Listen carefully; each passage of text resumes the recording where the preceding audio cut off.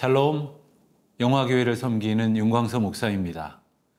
오늘은 복된 주일입니다. 오늘도 말씀을 통해 부어주시는 하나님의 은혜와 평강이 여러분의 삶에 가득하시기를 소망합니다.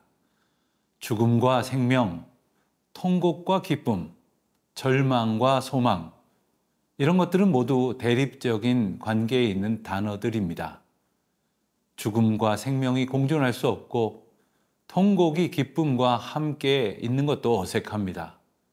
부재 가운데에 임재함이 있을 리가 없고 절망 가운데의 소망을 찾기는 어려울 것입니다.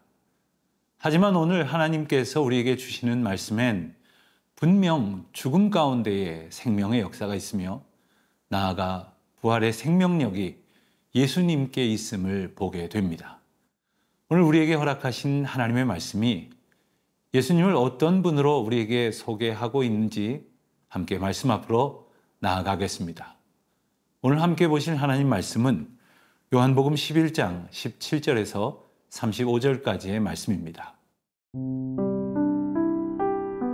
요한복음 11장 17절에서 35절 말씀입니다. 예수께서 와서 보시니 나사로가 무덤에 있은지 이미 나흘이라.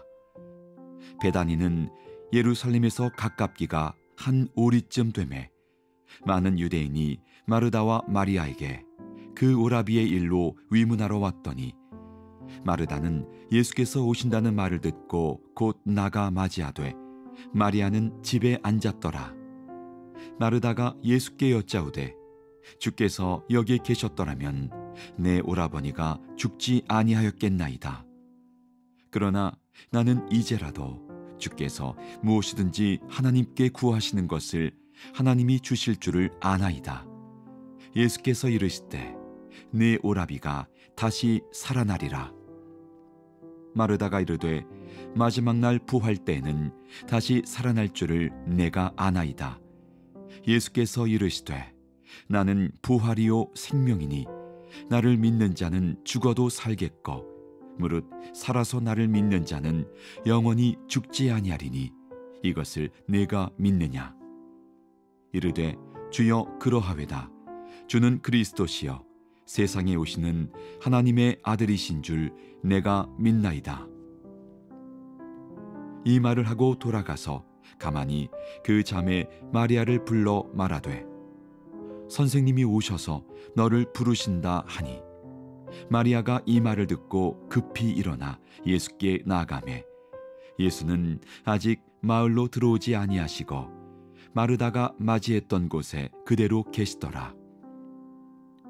마리아와 함께 집에 있어 위로하던 유대인들은 그가 급히 일어나 나가는 것을 보고 곡하러 무덤에 가는 줄로 생각하고 따라가더니 마리아가 예수 계신 곳에 가서 배웁고 그 발 앞에 엎드려 이르되 주께서 여기 계셨더라면 내 오라버니가 죽지 아니하였겠나이다 하더라.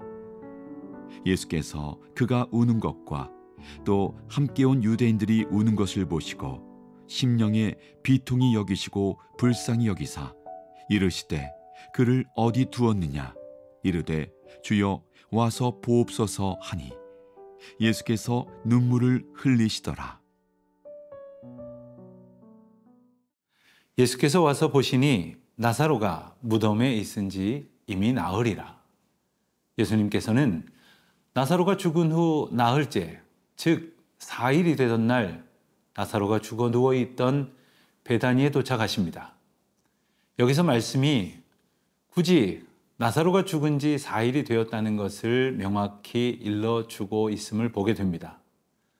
성경이 이것을 자세하게 밝히는 이유가 있습니다. 당시 유대인들은 사람이 죽으면 그의 영혼이 하루 이틀 또는 2, 3일 정도는 떠나지 않을 수 있다고 믿었다고 합니다. 그렇다면 나사로가 죽은 지 이미 나흘이나 되었다는 것은 더 이상 살아날 희망을 찾기 어려워졌다는 뜻이 됩니다. 예수님을 기다리며 나사로가 다시 살아날 수 있을 것이라는 신라 같은 희망을 품고 애도했던 며칠의 시간이 이미 끝나 버렸다는 것입니다. 죽음과 통곡, 절망이 가득한 땅으로 많은 사람이 찾아와 그들의 죽음과 절망을 위로할 수밖에 없었습니다.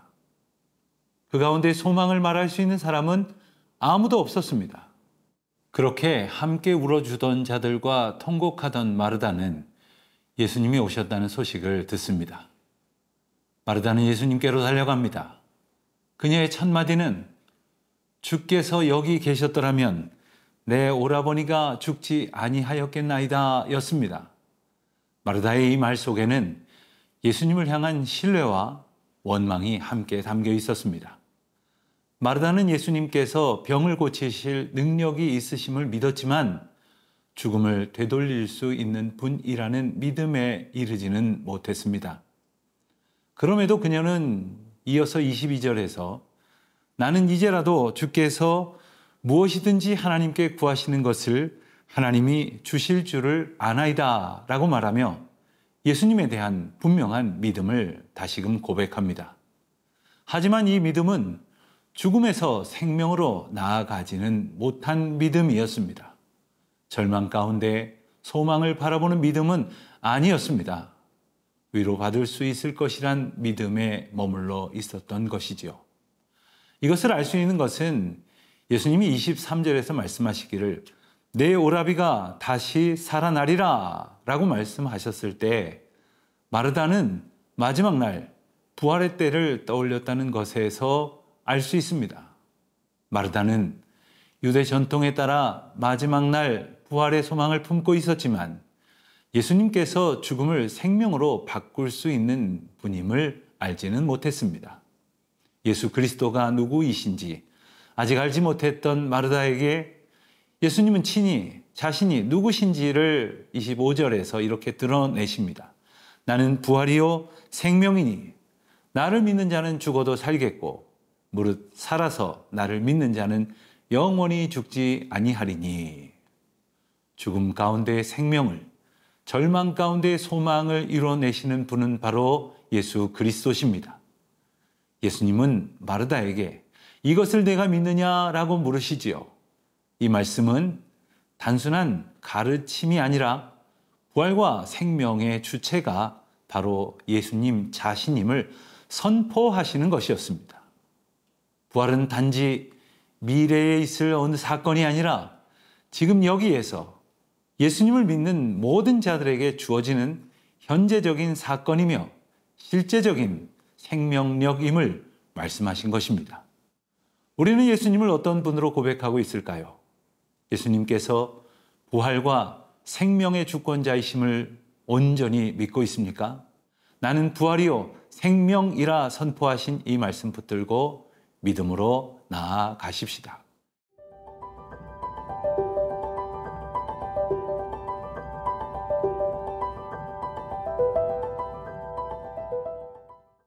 마르다는 예수님과의 대화를 마치고 집으로 돌아가 마리아에게 예수님이 오셨음을 전합니다. 마리아는 그 말을 듣자마자 급히 자리에서 일어나 예수님께로 달려갑니다. 마리아의 행동은 단순히 나사로의 동생으로서의 애정을 넘어서 예수님을 깊이 신뢰하는 마음을 보여줍니다. 마리아는 예수님 발 앞에 엎드려 주께서 여기 계셨더라면 내 오라버니가 죽지 아니하였겠나이다 라고 말합니다. 이 말은 앞서 마르다의 고백과 동일합니다. 두 자매는 모두 예수님께서 병을 고치실 수 있는 능력이 있으심은 이처럼 믿었지만 죽음을 이길 수 있는 능력에 대한 믿음에 이르지는 못했습니다. 예수님은 마리아와 함께 울고 있는 사람들을 보시면서 심령의 비통이 여기시고 불쌍히 여기셨다라고 33절은 전하고 있습니다. 예수님의 비통함은 단순한 감정적인 반응이 아닙니다. 이것은 죄와 죽음으로 인해 고통받는 인간의 모습을 바라보시는 하나님의 깊은 고뇌와 슬픔입니다. 예수님은 단지 나사로의 죽음에 슬퍼하신 것이 아니라 죄로 인해 깨어진 창조 세계를 바라보시며 이 비통함과 아픔을 느끼신 것입니다. 그것은 곧 예수님의 눈물로 이어집니다. 예수님께서 눈물을 흘리셨다는 35절의 표현은 단순한 감정이 아니었습니다. 하나님께서 사람들의 고통에 얼마나 깊이 공감하시는가를 보여주는 강력한 증거였습니다.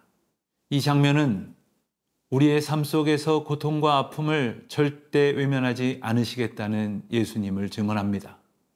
사람들은 예수님의 눈물을 보고 보라, 그를 얼마나 사랑하셨는가라고 말합니다.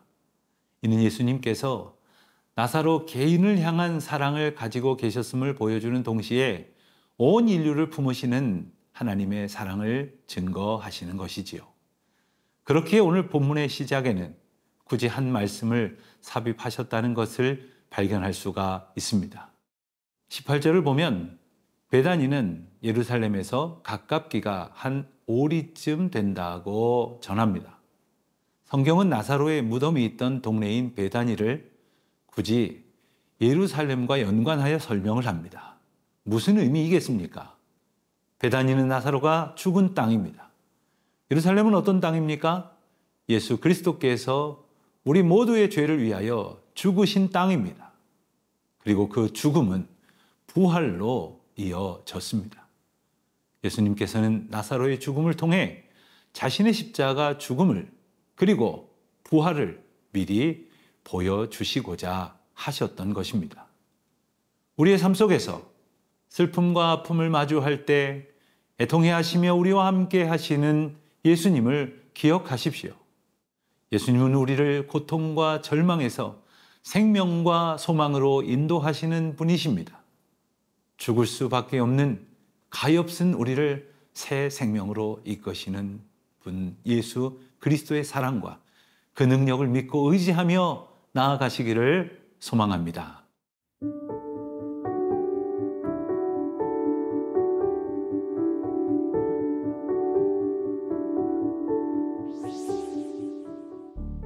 하나님 아버지, 예수께서 부활이요 생명이심을 다시금 깨닫게 하시니 감사합니다. 우리의 삶 속에서 절망과 슬픔이 닥쳐올 때에도 주님께서 주시는 부활의 소망을 붙들게 하옵소서. 주님의 영광을 드러내며 하나님이 기뻐하시는 삶을 소원하게 하옵소서. 예수님의 이름으로 기도드립니다. 아멘.